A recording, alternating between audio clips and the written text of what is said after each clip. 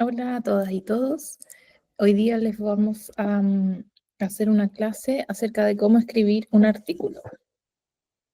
Esta clase, esta parte de la clase se entiende dentro del contexto de académicos que regularmente tienen que publicar en revistas académicas que permiten en el fondo a las universidades ir acumulando ranking y prestigio, etcétera. En todas estas revistas, generalmente hay un proceso de revisión por pares que no saben quién es el autor del artículo. Entonces eso asegura de que todas las fuentes, de que todo el estado del arte esté bien construido, de que se evalúe si los métodos en el fondo realizados estuvieron correctos, si no hay temas éticos, partes que faltan o simplemente que se entienda cuál es el objetivo del artículo. ¿Ya? Eso es lo que permite y asegura la calidad, alta calidad de las publicaciones en artículos. Y por eso tiene una estructura súper definida y eso es lo que ahora les voy a presentar muy brevemente. Esta es una clase que armé en base a una clase que me hicieron a mí como académica de la Universidad de Edimburgo. Este era un profesor que recorría muchas universidades haciendo un taller intensivo de un día con académicos que ya tuvieran datos recogidos, que ya tuvieran mucho material que quisieran publicar y nos entregaba una pauta para en un mes tener listo el artículo. ¿Ya? Entonces es súper estructurado. ¿Ya? Voy a empezar a compartir pantalla, espero que esto se vea bien. La primera parte consiste en definir el objetivo, es decir, elegir la revista y el tema. Esto es súper importante porque todas las revistas tienen ciertos temas a tratar, ciertos enfoques y es súper importante elegir bien cuál. En este caso, ya idealmente uno ya cuenta con el material que va a presentar, ya sea el trabajo de campo, lo que han proyectado, una investigación proyectual o material que han levantado ya sea con encuestas, con pauta de observación. ¿Ya? Por ejemplo, acá tenemos la revista INVI que define sus objetivos de esta manera. Se enfoca en vivienda, hábitat, estudios territoriales. Siempre las revistas van a buscar contribuciones originales, es decir, no se puede reciclar lo que uno va trabajando. Se publica 3 veces al año y se encuentra indexada, es decir, esto que les contaba yo de los rankings en el fondo está bien evaluada y tiene valor en el fondo para las universidades. Luego va especificando las áreas específicas de interés, que esto en el fondo lo que uno hace es que cuando escribe la carta al editor, indica cuál de los intereses particulares de la revista se ajusta. Y esta es una de las estrategias que nos dio este profesor en este taller intensivo. Primero, revisar dentro de la revista todo lo que ya se ha escrito acerca del tema o el caso de estudio o en el fondo un poquito más particular de lo que ustedes quieren enviar. Ahí también es súper importante entender la cantidad de imágenes que publican los artículos y la cantidad de referencias. Porque, por ejemplo, ustedes tienen una, una investigación proyectual, entonces tienen muchas imágenes, pero están enviando una revista que, no sé, es mucho más teórica, entonces finalmente no les van a publicar más de 3 imágenes. Entonces quizás esa no es la revista para ustedes. Lo mismo viceversa, si es una revista muy teórica, les va a pedir una gran cantidad de referencias y ustedes probablemente no lo van a tener porque es proyectual. Y eso también puede pasar viceversa. Entonces uno igual se ajusta no solamente a los temas, sino que también cómo muestra el artículo o la investigación. Por ejemplo, aquí hice una búsqueda en la revista INVI de asentamientos precarios y todos estos resultados, en el fondo, idealmente uno los tendría que leer y también citar, porque los revisores de la revista a uno le piden que cite los artículos que dentro de la revista ya tratarán este tema, o sea, construyendo el estado del arte. Por ejemplo, Asentamientos Precarios de Valparaíso, de Paula Kapstein, tiene 6 imágenes y 6 referencias, o sea, en la parte teórica no es tan profundo, pero sí imágenes son mucho más ricas. Esta es de otra revista, de cartográfica, o sea, un poquito más teórica, en el tema de incendios forestales, por ejemplo, en Valparaíso. Mantiene las 5 imágenes, incluye 10 tablas, lo que nos habla que es mucho más cuanti, y ya pasa a 36 referencias. O sea, por eso que es muy distinto qué revista uno está publicando.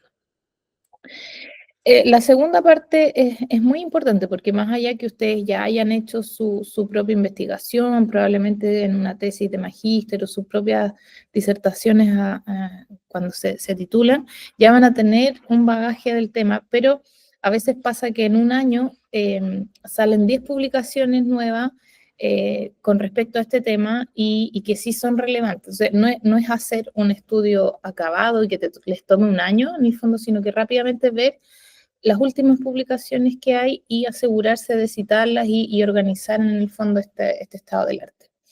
Y como siempre les he dicho, la idea es ir constantemente sistematizando las fuentes porque finalmente son muchas y no pueden perder el rastro de qué leyeron, dónde lo leyeron. Es más, yo creo que es más importante construir la red entre los académicos o los investigadores que están leyendo que los contenidos en sí mismos. Es súper importante en el fondo ubicarse dentro de este mapa de publicaciones y tener súper claro qué es lo que se ha dicho, quién es y a dónde estamos, en qué parte estamos de ese tema en particular, hasta dónde se ha investigado, qué es lo que se ha dicho.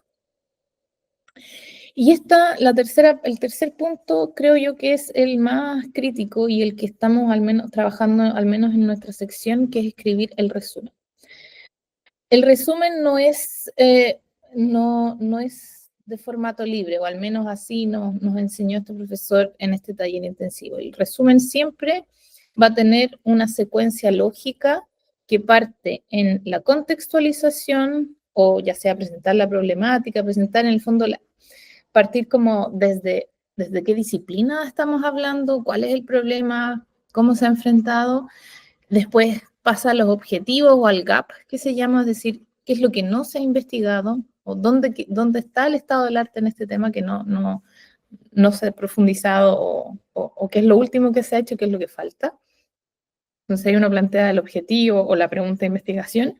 Luego se pasa a la metodología, es decir, cómo se va a hacer y los resultados. En este caso es un artículo de amenaza por incendios forestales en Valparaíso. El contexto de la problemática es reducción de riesgo de desastres de incendio en asentamientos específicos, que en los campamentos, o sea, se va acotando el tema. Y luego plantea el objetivo, que es abordar la situación de los asentamientos precarios y clasificarlos, ¿ya? Ahora, el cómo es a través de un análisis multicriterio y método AHP, que en el fondo cruzar variables, trabajar con muchas tablas, básicamente. Y finalmente presenta los resultados, dice que ciertos grupos por sí solos tienden a ser más propensos y que tiene que ver con características específicas del territorio, ¿ya? Entonces, esto es lo más importante del artículo de ustedes. ¿Y por qué se los planteo? Porque este profesor nos decía que una vez que nosotros armamos esto, nos dedicamos a escribir. Y no es algo que uno arma al final, porque esto en el fondo va a guiar la pauta y la estructura que viene después. Otra cosa, en muchos congresos también les solicitan que hagan resúmenes, cosa de indexarlo o aceptarlo. Hay algunas revistas que hacen llamadas especiales que les dicen, si nos envían sus resúmenes, los vamos a seleccionar sí o no. Voy a revisar qué pasó aquí.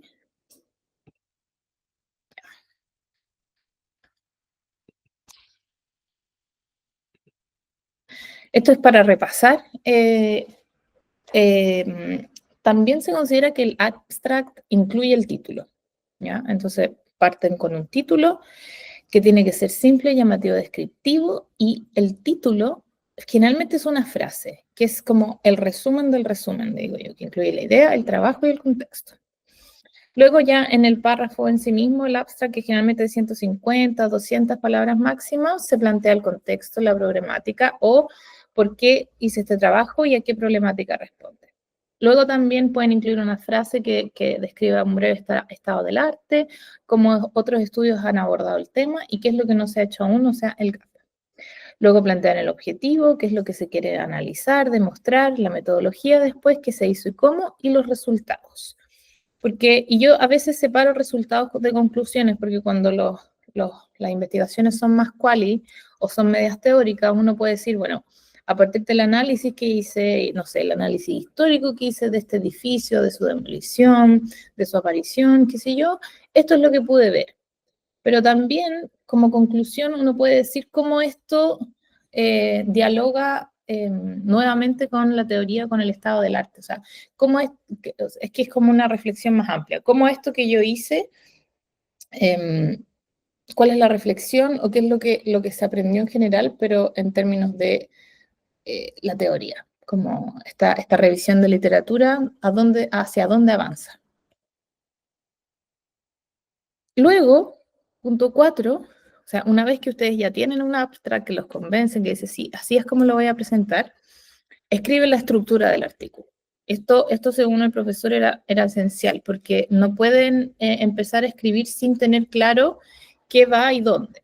O sea, generalmente uno parte con una introducción, la introducción tiene sí o sí el estado del arte y la revisión de literatura, esto en todos los artículos, a veces, ya sea dentro de la introducción, pero bien a continuación del estado de la revisión del marco teórico que uno plantea, uno describe el área de estudio y a su vez incluye todas las referencias que ya han trabajado sobre el área de estudio. Después hace la propuesta metodológica, que por ejemplo, si es un análisis histórico, dicen, bueno, fui a tal archivo, estuve tantos días, revisé tantos documentos, los sistematicé, los escaneé y así fue como los analicé, los metí después todo en una tabla y qué sé yo, o traspasé todos los dibujos a digital. O sea, uno explica literal paso a paso qué es lo que hizo. ¿Ya? Y después, en este ejemplo, desde el punto 3, todo el punto 3.1, 2, 3 presenta los resultados, cómo lo hizo, o sea, cómo seleccionó las variables, esto, imagínense puras tablas. Y el análisis multicriterio, en el fondo, este cruce de tablas. Luego presenta los resultados de las tablas en sí, o sea, el resultado inmediato de su método, y luego las conclusiones, que son estas reflexiones más amplias, como les mencionaba.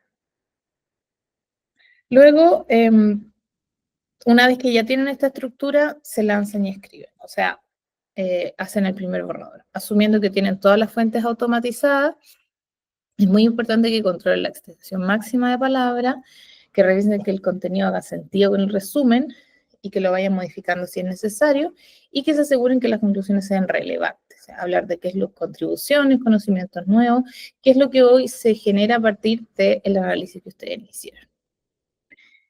Y eso es lo que les tenía para mostrar hoy. Buena tarde. Buen día y buena tarde.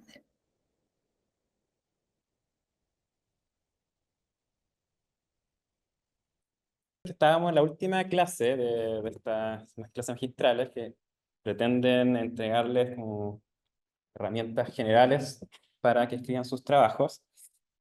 Yo quisiera partir, estamos acá en la quinta, enfatizando que a pesar de que hoy por razones pedagógicas hemos fragmentado todos estos pasos o etapas de la construcción de un trabajo escrito, la escritura, vimos la construcción del estado del arte, cómo leer un artículo, diseñar una investigación, y hoy día más de la redacción, es decir, la hechura misma, el proceso, que como vamos a ver, un proceso eh, artesanal, escribir, ¿no es cierto? Tiene sus propias convenciones, sus propios protocolos, sus propias reglas. Pero, sin embargo, es muy importante enfatizar que esto no es un proceso lineal, ¿ya? La escritura es un constante ir y venir. Uno formula la investigación y desarrolla un escrito, el escrito alimenta esa formulación, cambia el enfoque, etc. No es tan ordenado como lo presentamos hoy, ¿ya? Yo le puse, entonces mi rol es presentarle más que específicamente herramientas de la escritura académica, que como sospecharán tiene sus propias reglas, decíamos, es explicarles un poco o entregarles un marco general de cómo es, qué significa escribir, ¿ya?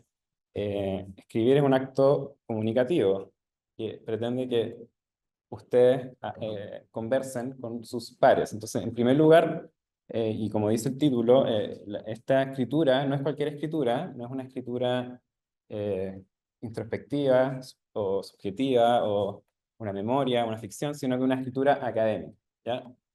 Yo sé que todavía no hemos llegado al trabajo mismo con detalle, por lo menos en esta sección de la escritura, de ir texto a texto, pero se van a dar cuenta de lo que queda el semestre, que es muy importante también.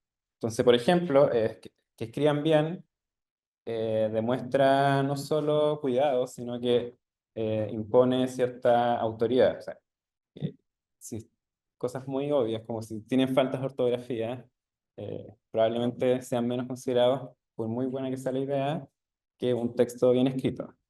Esta escritura académica, entonces, uno podría decir que tiene tres grandes lineamientos, que son la claridad, ante todo, que, es decir, esforzarse en este acto comunicativo, porque un otro, en este caso los pares, comprendan lo que uno quiere decir, que eso que está dicho sea dicho de manera rigurosa y también que sea de manera concisa, ¿ya?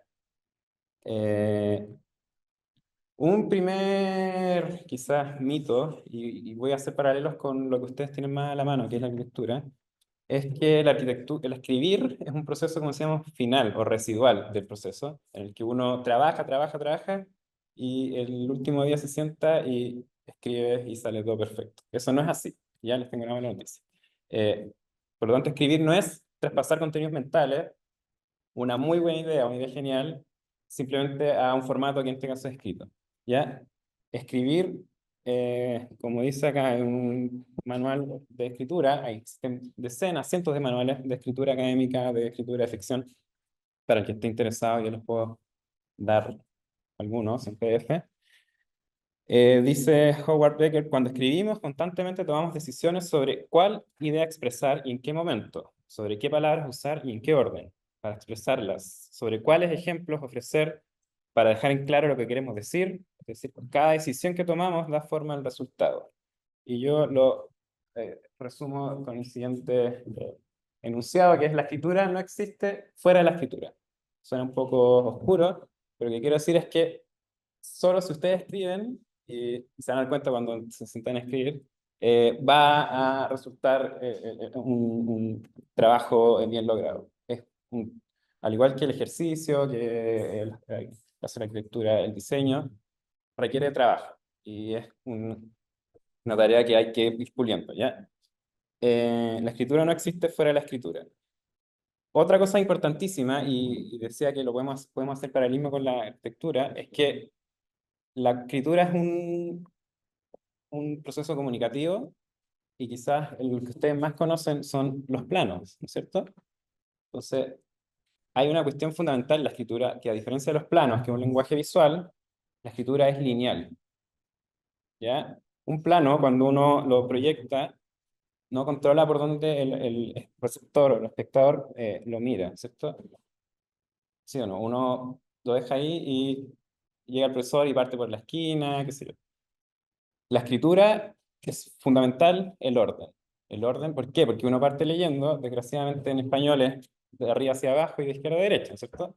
Entonces, el orden en que uno encadena las ideas, en que uno estructura un texto es fundamental. Y es una de las diferencias radicales con los planos, a pesar de que tienen otras cuestiones muy similares, como que es un acto comunicativo que tiene convenciones.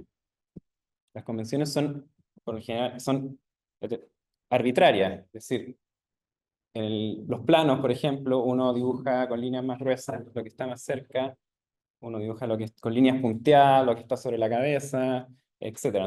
Hay una serie de convenciones que muchas veces son arbitrarias y no tienen razón sustancial entre cómo está representado y la realidad, y la escritura es exactamente igual.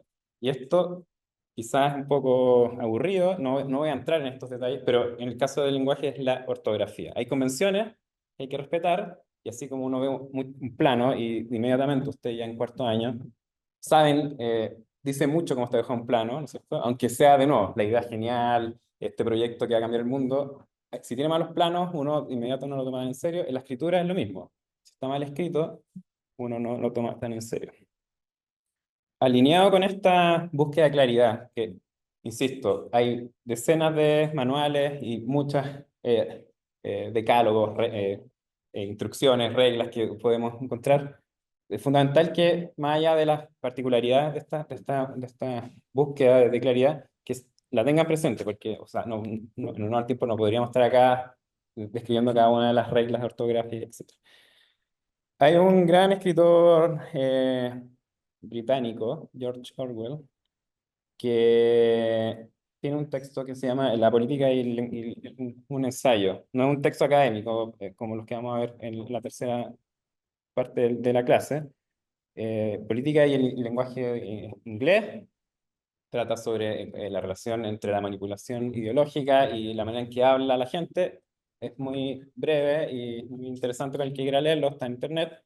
Uno de los clásicos textos que se presentan cuando en carreras de comunicación, qué sé yo, de escritura, cuando se intenta describir esta idea de la claridad. Y él en este ensayo interpela a los futuros escritores diciéndoles que se hagan estas 6 preguntas. ¿Ya? Las voy a leer. Dice: un escritor cuidadoso, como van a ser ustedes durante todo el semestre, en cada oración que escribe se hace al menos 4 preguntas.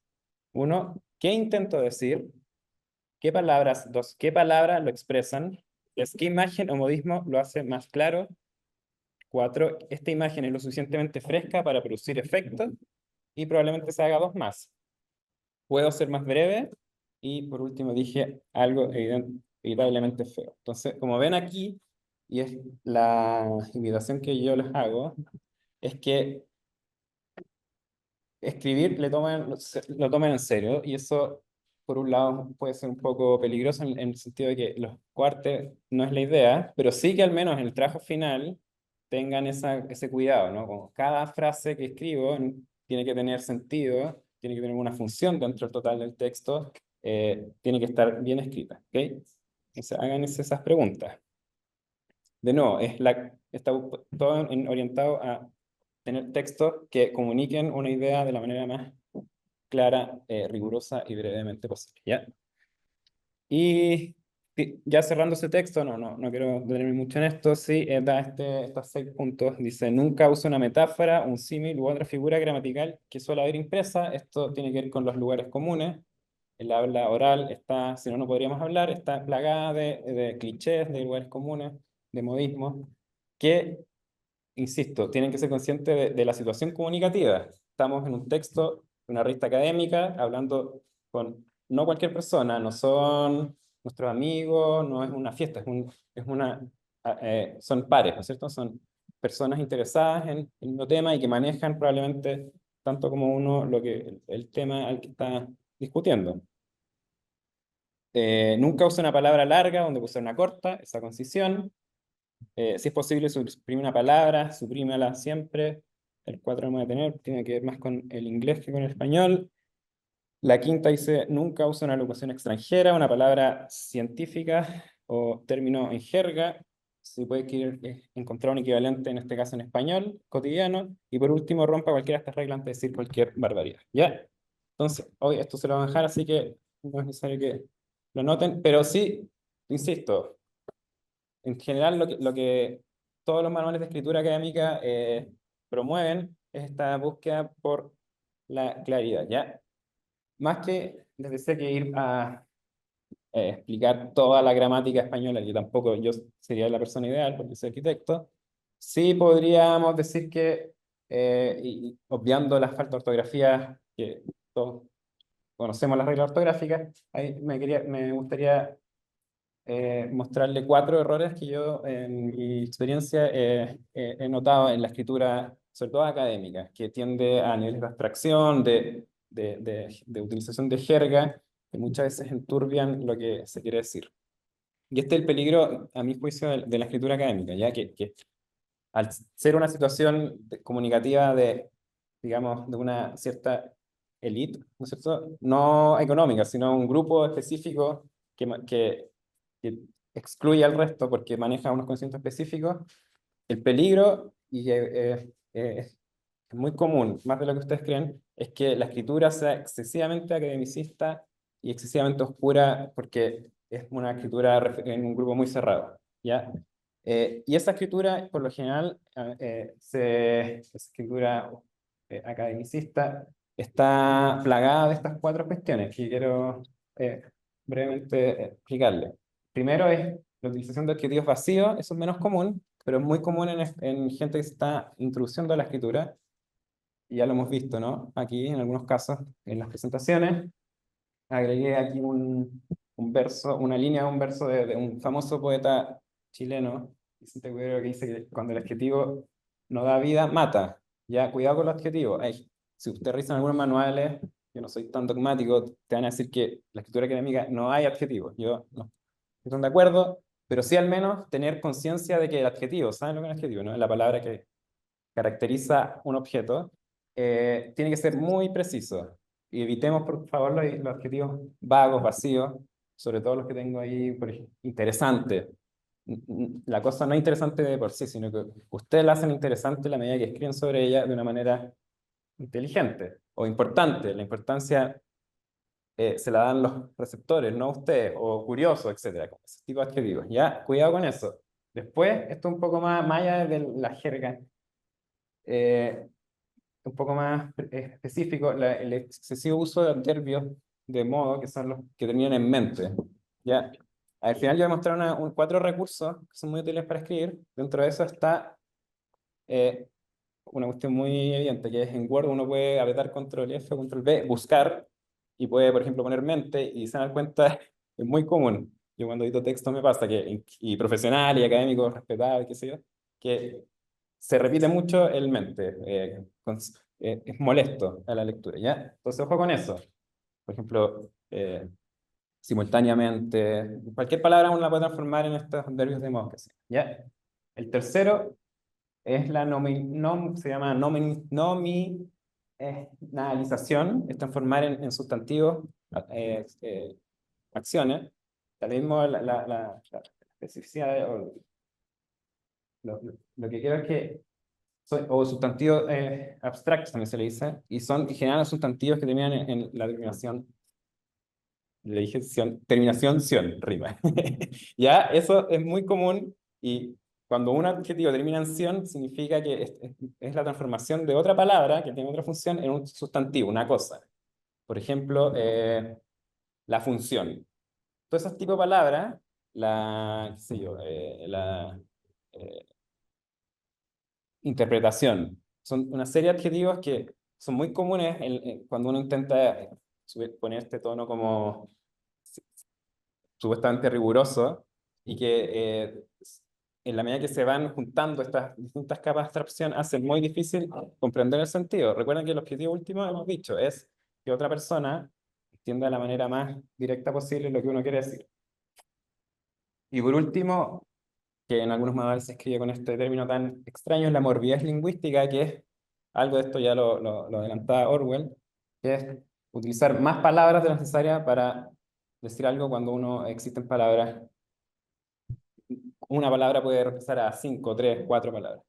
Y es muy común, sobre todo, en la repetición de dos verbos juntos. Esto yo lo veo mucho, mucho, mucho, que es usar un verbo en infinitivo, los que terminan en ar, ir, más otro verbo. Por ejemplo, hacer aparición, que podría ser, y se riega la compañera, es muy común, y probablemente cuando yo edite los textos, la Melissa los vamos a encontrar, en vez de aparecer. Las palabras tienen significado, en algunos casos muy precisos. Hay palabras con que son muy pesadas, cargadas de sentido. Entonces, tengan conciencia de eso, más allá insisto, de la terminología un poco rebuscada, es que eh, vayan tomando el peso a que la frase tenga sentido. Esta frase eh, construye un párrafo, y este párrafo un texto. ¿Ok? Están viendo acá unas páginas de un famoso libro de arquitectura, para que vean que no son solo ustedes los que los que van a sufrir estas consecuencias. Es divertido porque esto es el texto de un historiador que se llama Siegfried Gideon, que es el gran historiador moderno de los años 40, pero lo que están viendo ustedes son las correcciones que le hizo su correctora, que no es muy conocida, que se llama Jacqueline Tyrwhitt, y que le ayudó a esta prosa suya, porque era alemán, da lo mismo la historia, escribía en inglés, pero no era tan bueno. Fíjense cómo le corrige, ¿no? Es impresionante. Entonces, la escritura no es un proceso lineal. Va y viene, hasta que se depura y se pule. ¿Ok? Algunos consejos, de nuevo desde fuera del ámbito académico, y esto para el que realmente esté interesado, no solo en aprobar el curso, sino que este universo de 16, probablemente una fracción le interese después. Yo diría que los mejores maestros para aprender a leer y escribir no son escritores académicos como nosotros, sino que gente que se dedica 100% a esto, que son escritores de verdad, digamos, la ficción. Ella es, Lydia Davis, es una escritora la vida, es norteamericana, escribe ensayos, no es una profesora que escribe papers como lo que vamos a hacer acá. Da lo mismo. Sí, ella tiene un muy lindo ensayo que se llama 30 recomendaciones para tener buenos hábitos de escritura. Están en internet, también lo pueden encontrar. Y de estas 30 yo solo les voy a mostrar tres. Y que, insisto, tienen que ver con perdón, se me fue esto, la escritura no es un proceso lineal, es un proceso en constante desarrollo, ¿ya? En primer lugar, ella les dice a sus lectores, tomen nota con regularidad, es decir, no es solo el momento en que uno se sienta a escribir, sino que es constante. Ustedes usan teléfono o pueden tener una libreta, pero ojalá que estén dándole vuelta a esto, a su investigación, porque uno nunca sabe cuándo llegan las ideas. Eh, Esto es fundamental. El punto 10, deberían leer mucho. La única manera de aprender a escribir es, escribir en serio, es leyendo y leer por gusto. Suena como para ojalá que yo esté aquí imponiendo esto, así que insisto, si le interesa, tómelo, si no, me da lo mismo.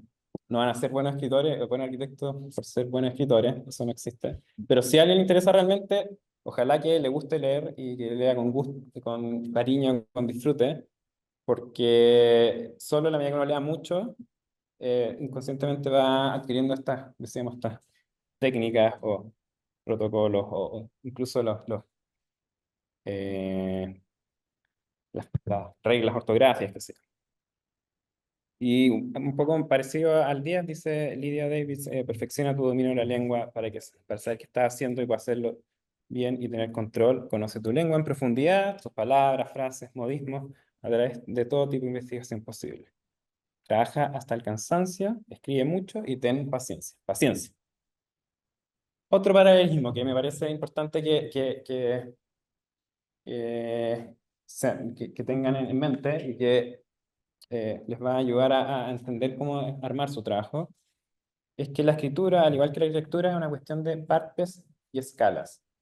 Están viendo atrás una imagen de un famoso tratado del siglo XIX de Francia, en el que la arquitectura se descompone por partes, desde sus partes más elementales, que uno podría decir que en la escritura son las palabras, como puede ser una viga o una columna. Esa viga y columna forman otra unidad, ¿no es cierto? Esa unidad, que podría ser una parte de una habitación. Esas partes de habitaciones forman, por ejemplo, una habitación y así sucesivamente. Una habitación, una zona, un edificio, muchas zonas de edificios juntas, un edificio, muchos edificios juntos, una ciudad, etcétera, ¿cierto? Partes y escalas. Exactamente lo mismo ocurre en la escritura, ¿cierto? Ustedes van a tener un escrito, que puede ser un libro, en este caso es un trabajo académico, de una extensión no muy larga, que a su vez va a tener secciones. ¿Cuál es el...? Que a su vez va a tener secciones, ¿no es cierto? Que le pongo sección acá porque pueden ser subcapítulos, capítulos, da lo mismo. Esas secciones tienen párrafos, esos párrafos tienen frases y esas frases tienen palabras. Cada una, en el ideal, forma un todo coherente. Ya en arquitectura eso no es tan así, da lo mismo, pero sí en texto académico ese es el ideal, que todas las unidades significativas de las distintas escalas forman un total, que podría ser un total más o menos orgánico, ¿no? sus partes estén debidamente articuladas entre ellas. Eso exige, al igual que un proyecto de arquitectura, planificación, como decía la Melissa. Ojalá tener esta estructura armada y no ir desarrollándola espontáneamente. Insisto, no es lineal esto, van a escribir, esa estructura se va a modificar, esa estructura modificada va a afectar a lo que ya tienen escrito, lo que tienen escrito después, el desarrollo de eso va a volver a afectar a la estructura y así hasta que un día le digan entreguen y van a entregar. Veamos un ejemplo, no voy a detenerme en los contenidos, sino que en sus partes, esto es un trabajo de una revista académica que se llama ARQ, es chilena, de lo mismo que trata, y algo de esto ya hemos visto en las clases anteriores, por eso no me voy a tener tanto, pero un artículo académico tiene un título, ¿no es cierto? Un título que en general, obviamente esto depende de la revista, pero suelen ser descriptivos. Si es más ensayo, es menos descriptivo y más sugerente, pero es muy importante que en el título uno entienda de qué va el trabajo, ¿no? Tiene un abstract o resumen, lo que mostró Melissa, este texto breve, introductorio, que no hay misterio en la escritura académica, no es una ficción. Uno trata que lo antes posible el lector eh, capte el sentido y los alcances de lo que va a leer. Entonces, en el abstract se dice todo. No es como que uno esconde algo y al final saca esta bajo la manga, como podría ser la literatura detectivesca. Aquí no. En el abstract uno entiende el recorrido total del texto. Y después tiene un desarrollo y suelen tener los, que es obviamente el cuerpo del texto. Y por último hay notas y bibliografía, notas al pie y bibliografía, que tienen sus propias convenciones de escritura, ¿ya? Que eso podemos verlo caso a caso. Pero también tienen, decíamos, en total unas secciones. En este caso hay 6 secciones. Voy a mostrarle una que es muy corta, que es esta que dice la cámara animada, que está compuesta a su vez, decíamos, por párrafos, ¿no? Aquí hay 3 párrafos y aquí sección 1 que tiene 6 frases. Esas 6 frases, cada una está compuesta por una cantidad de palabras indeterminada, ¿no es cierto? Entonces, ojo con, vayan haciendo el paralelo, que decía, con el proceso de proyección arquitectónica. Es muy parecido. Otra cuestión que me parece importante en esta descripción extremadamente general, introductoria, es que ustedes vayan construyendo su propio lenguaje, no su propio.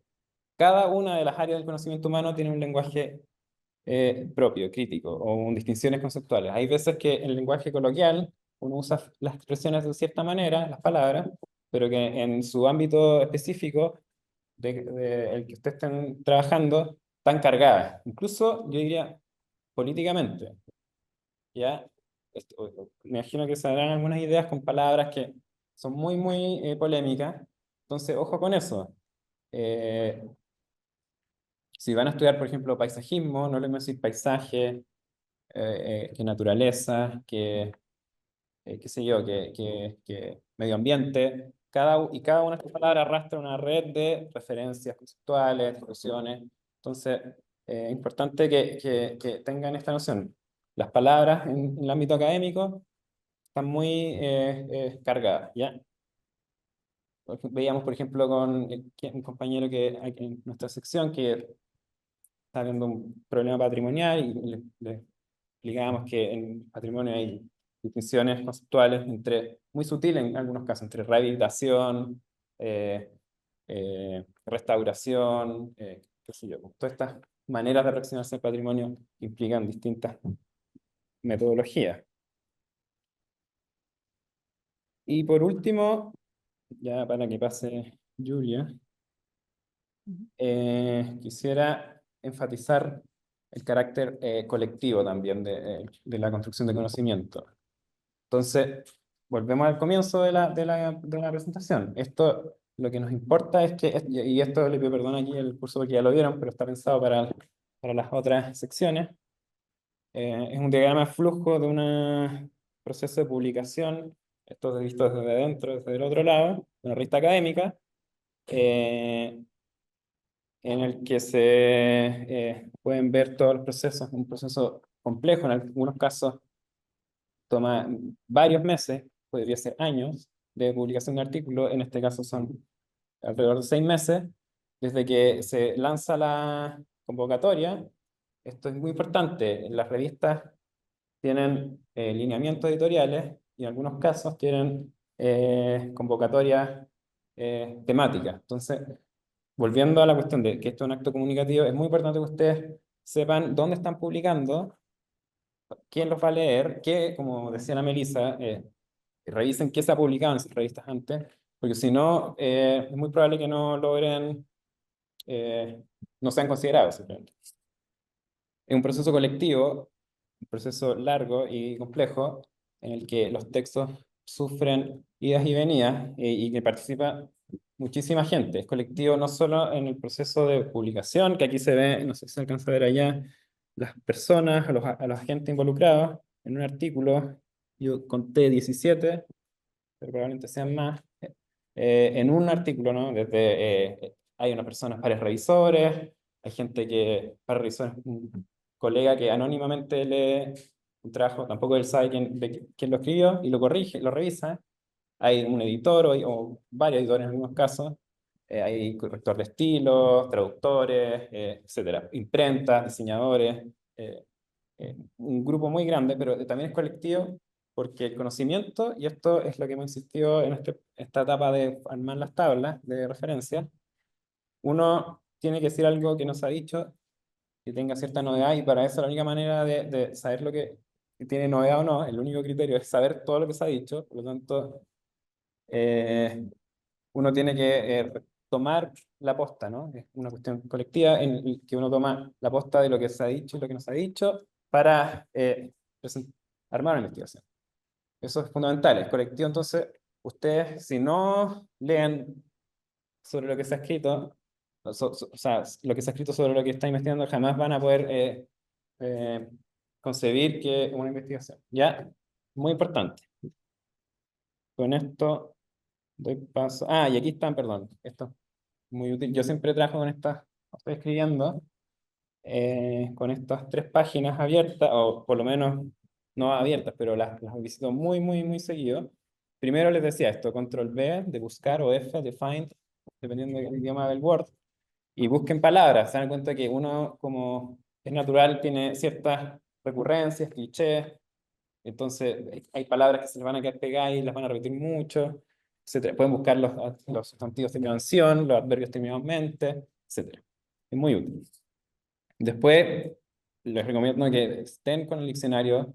Las palabras tienen significado, decíamos, muy preciso en algunos casos.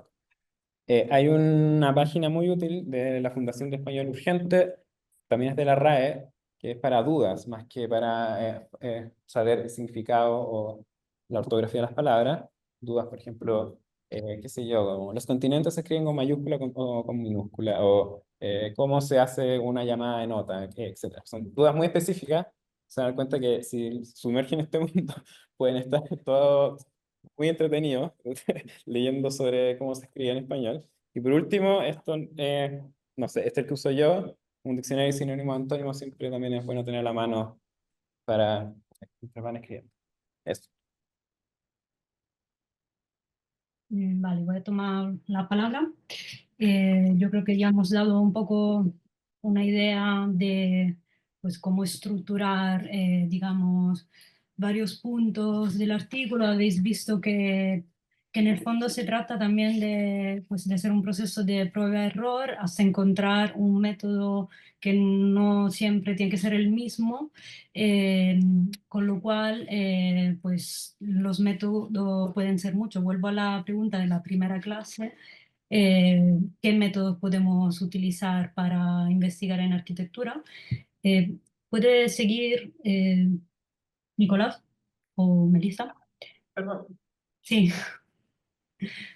¿Me Venga. oigo?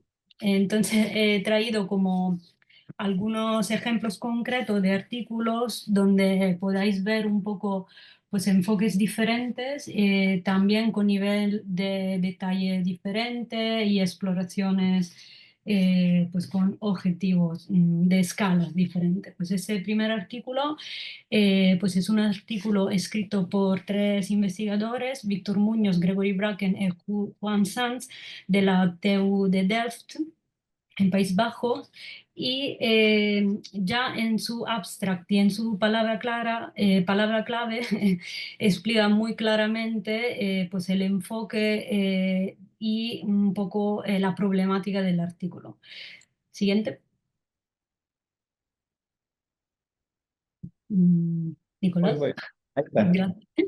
El artículo es bastante complejo, pero bueno, voy a intentar un poco sintetizarlo y analiza un poco cómo las herramientas de la teoría de la planificación histórica del llamada Open Society, que fue desarrollada a final de los años 50, puede ser, si se pregunta si se ha quedado obsoleta o no, y si la cartografía crítica puede ser un instrumento para pues retomar estos proyectos y volver a evaluar si puede la cartografía hacer de puente entre esa teoría y esta práctica que está en, digamos, en épocas que ya son diferentes a cuando se pensaron, eh, sí puede crear un nuevo enfoque de renovación urbana. Sí, siguiente.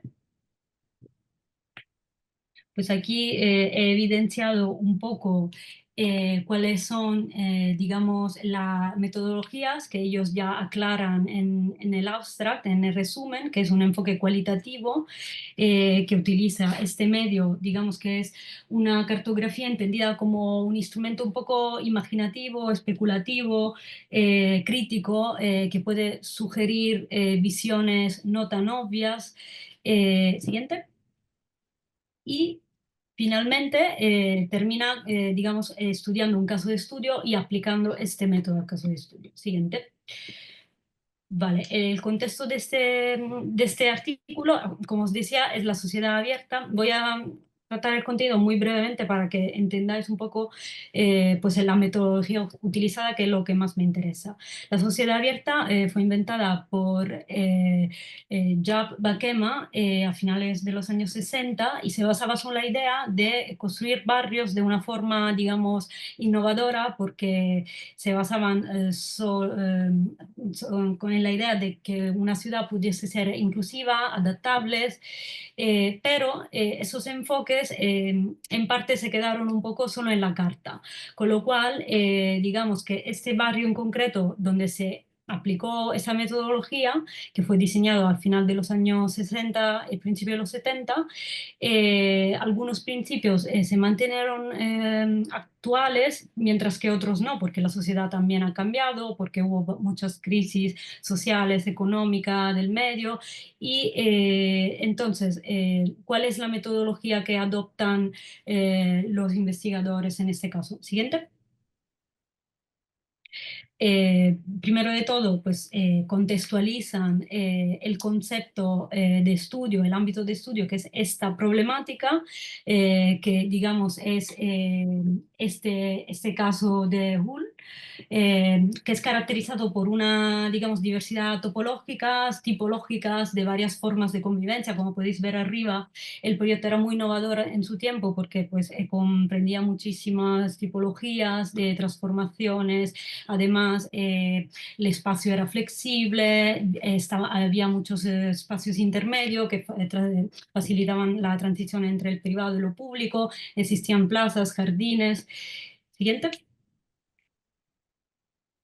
Y, o sea, muy diferente, digamos, de un tipo de proyecto racionalista, funcionalista, típico del modernismo, pero al mismo tiempo que sigue teniendo unas problemáticas.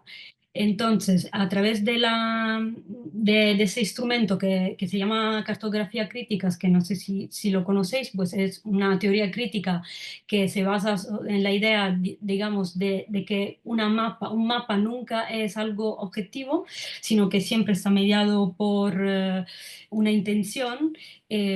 pues la cartografía crítica puede desmontar y reconstruir una realidad mezclando mapas históricos, análisis morfológica, observaciones, como veis, mapean también a mano, mezclando dibujo digital a mano, analizan la geografía, las condiciones ambientales, los factores demográficos, la configuración urbana, y esto desvela, digamos, unas potencialidades y unas urgencias que pueden adaptar un proyecto a una transformación más actual a la realidad. O sea, por un lado, siguiente.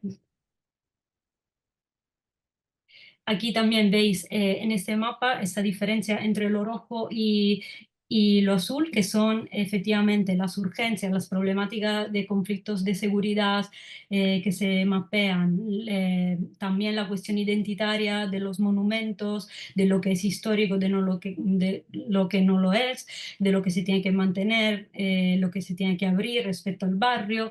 Esas configuraciones son como cuestionables a través de este remapeo. Entonces, la conclusión de este artículo, siguiente. Pues aquí un poco va, digamos, una síntesis de lo que acabo de comentar, y la conclusión es que esta cartografía crítica sí que nos puede ayudar a generar los barrios, y que este modelo tan visionario que parece estancado en el tiempo se puede retomar y se puede, digamos, implementar para un urbanismo del siglo XXI centrado en la comunidad, y que se puede adaptar a los desafíos contemporáneos. Entonces, ese ejemplo un poco lo he traído para que veáis que no solo el artículo tenga que estar constituido por párrafos y párrafos, sino que como arquitecto también tenemos la capacidad de observar, de manipular la realidad, de crear una ficción que pueda abrir como potencialidades dentro de lo que estamos estudiando. Luego podemos pasar al siguiente ejemplo, que sí, aquí un poco va, digamos, la síntesis de los métodos, que son, en este caso hemos dicho cualitativo, porque es un análisis visual, interpretativa, holística, que se basa en un mapeo y en la evolución también temporal del cambio de estos barrios respecto a los principios originales. Siguiente.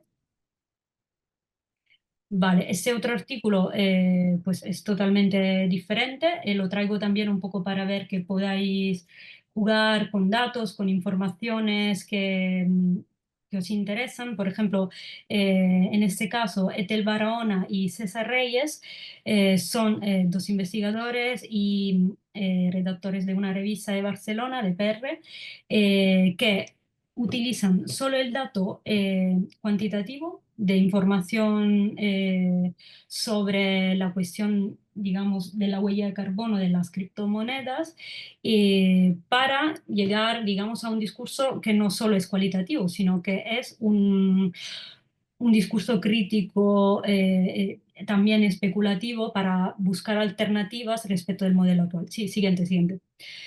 Aquí veis, pues no es un mapeado, sino que es una recolecta de datos que ellos hacen, también un poco experimentando y comparando, por ejemplo, cosas que no son tan evidentes, pero, pues, por ejemplo, la primera estadística muestra como el Bitcoin, pues tiene el mismo gasto económico a nivel de consumo energético que casi Portugal o Uzbekistán, que es algo que aparentemente es algo que no pensamos, pero que sí que está ahí, porque la minería del Bitcoin, no sé si sabéis cómo funciona el Bitcoin, pero bueno, es un proceso que sirve, digamos, para hacer inaccesible, seguro, pues esta moneda virtual. eh, pues necesita unos centros de datos físicos que realmente tienen que estar en algún sitio y tienen que consumir, y casi siempre luego acaban estando en lugares con recursos menores porque el coste de la energía es menor. El segundo dato también muestra el gráfico cómo pues la estimación del costo del uso del Bitcoin siempre, digamos, va en una dirección cada vez peor. ¿Podemos seguir? Aquí también son como datos estadísticos sacados de centros de distribución de información, digamos, oficiales, aunque ellos declaran que no existe realmente, digamos, una fuente de información oficial más allá del Bitcoin Energy Index y de la Agencia Nacional de la Energía. O sea que es complicado en realidad sacar exactamente estos datos porque el proceso de la creación y de la distribución del Bitcoin es muy complejo y tiene unas partes un poco escondidas, digamos. Siguiente. Luego, también un mapeo de, por ejemplo, en este caso, enseña cómo la cantidad de Bitcoin comparada con el uso de energía se distribuye en el mundo y se puede ver como en los países más desarrollados no afecta, mientras que en los que sí lo son menos, pues supone un gran coste a nivel energético. Siguiente. Aquí también hace esta comparación interesante de que cuánto costaría construir a nivel energético, a nivel de CO2, el coste, cuál sería de estos edificios tan icónicos que conocemos, y si fuese en Bitcoin, pues sería muy poco para decir que pues, el coste de realizar un Bitcoin sí que es, pues tiene en términos de contaminación, un coste muy alto. Lo mismo hace con la comida. Siguiente. Pues aquí también comparándolo con los bienes de consumo, etcétera, etcétera. Bueno, este siguiente también. Aquí se equipara el coste de la huella de carbono en la producción de hormigón comparada con la huella de carbono del Bitcoin, que como veis también se compara con algunos estados. Siguiente. Vale. Y aquí también tenéis como un poco esto, como una toma de datos cuantitativa, no siempre nos sirve solo a unas conclusiones, a unas interpretaciones simplemente descriptiva que no nos puedan sugerir una visión crítica y como en este caso, que es, digamos, una conclusión que hace pensar a cuál puede ser el impacto ambiental, ¿no? de estos que aparece tan inocuo y cómo se puede sacar, digamos, lo bueno que tiene el sistema de la criptomoneda como la descentralización, la transparencia, como alternativas a sistemas de distribución de economía actuales como son los bancos, digamos. Luego, mm, siguiente.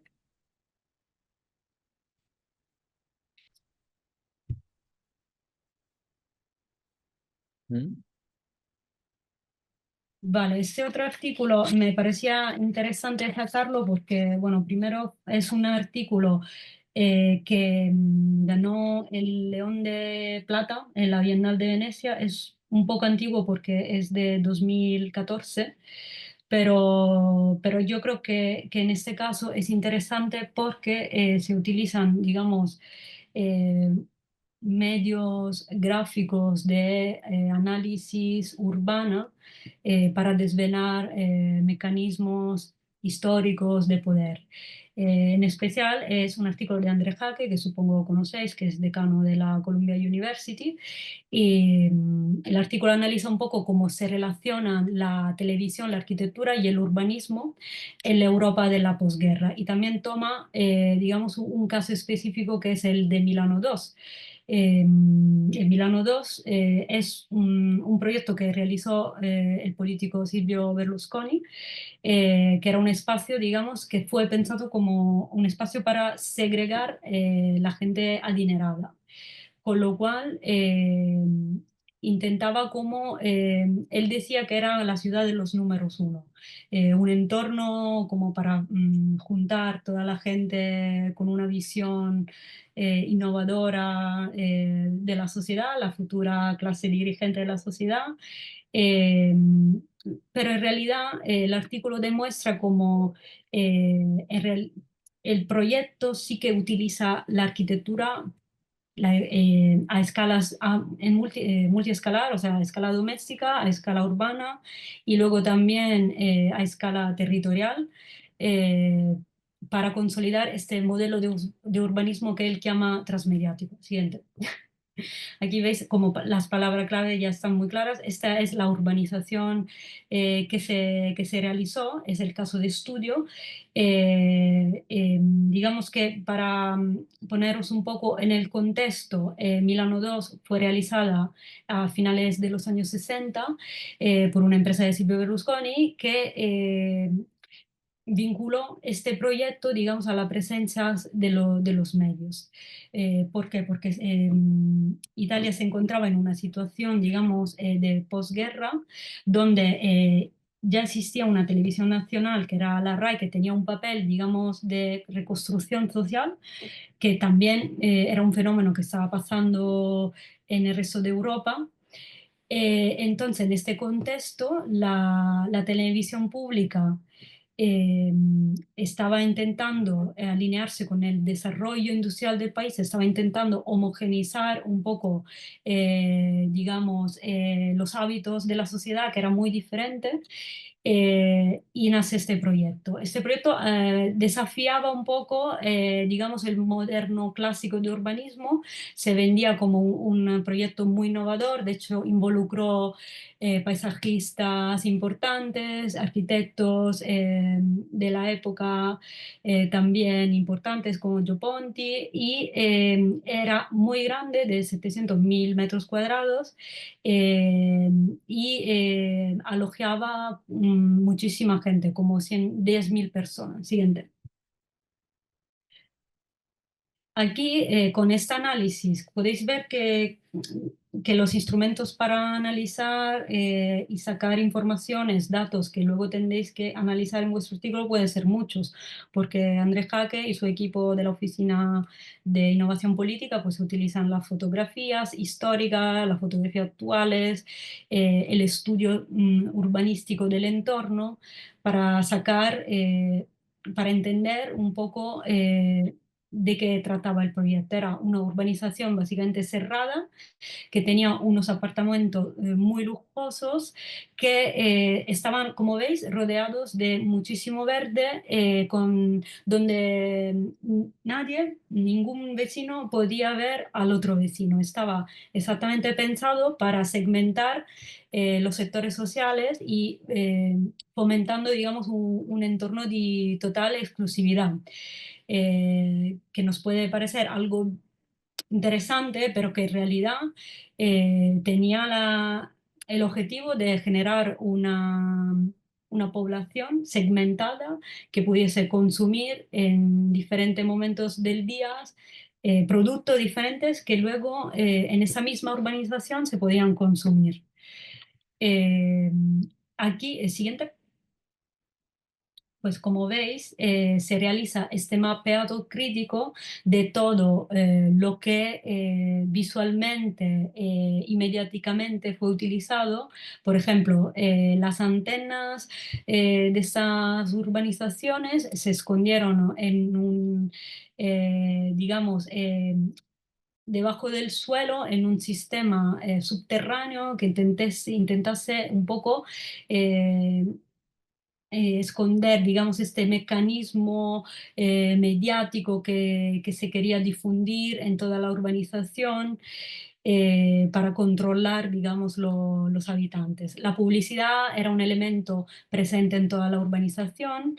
De hecho, había subterráneos de estas viviendas donde se transmitían eh, te- programas televisivos dentro de Mediaset, que era el canal de Berlusconi, y ahí mismo se grababan los anuncios, por ejemplo. Eh, Siguiente. Aquí también la dinámica de la vivienda y también de los programas televisivos que se empezaron instalar, un poco se inspiraban en esos momentos de la vida, pues de la mujer que tenía que cocinar, del hombre que volvía del trabajo, con una estrategia muy, muy clara, muy controlada de publicidad de televisión que intentaba controlar los ritmos de la vida doméstica, digamos. Siguiente. Pues aquí veis también a diferentes escalas. Y siguiente todavía. Y el análisis de cómo empieza a, pues este uso de la televisión como medio digital, como lugar físico presente y central, digamos, dentro de las ciudades. Es una comparación entre diferentes ciudades que muestra cómo ya el poder no es tan evidente, digamos, no se crea en las plazas, sino que en esto escondido dentro de pues esos lugares mediáticos.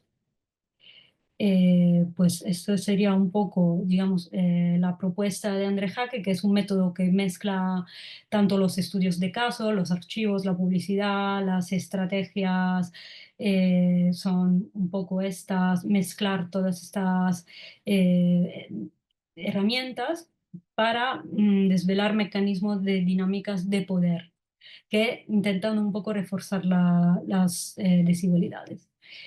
Y luego ya por terminar, que se ha hecho muy tarde, perdón, siguiente. Un último artículo que es más una exploración fotográfica, pero que no deja de ser algo de toda forma intencional o con un enfoque, digamos, con una mirada ambientalista a ciertas problemáticas, que es un artículo fotográfico de la revista donde trabaja Nicolás, por lo que me acabo de enterar, que un poco intenta hablar de la problemática de la crisis del suelo en Nueva York, que es una ciudad donde no existen plantas de reutilización de materiales de excavación, excepto esta, que es la Posillico Materials, que se encuentra en Long Island. Siguiente. Aquí veis el artículo, la autora Lynette Binder junto con el fotógrafo Russell, ella es profesora de la Columbia. Siguiente. Y utilizan simplemente unos datos, digamos, cuantitativos, pero también un enfoque al mismo tiempo crítico. Siguiente. Porque a través de entrevistas a la persona que trabaja en este área de Posillico de Long Island, un reportaje fotográfico de cómo la gente separa todos los materiales, cuidan, digamos, su territorio e intentan crear, desafiar, digamos, un problema que se da por resuelto, pero que no lo es. Imaginaros una ciudad como Nueva York teniendo un solo implante de reciclaje como este. Entonces, yo creo que el objetivo de esta última exploración es un poco poner una mirada simplemente crítica a través de un enfoque visual, contextualizando la información desde un punto de vista ambiental. Y no sé si queréis añadir algo más. Aquí va un poco el análisis.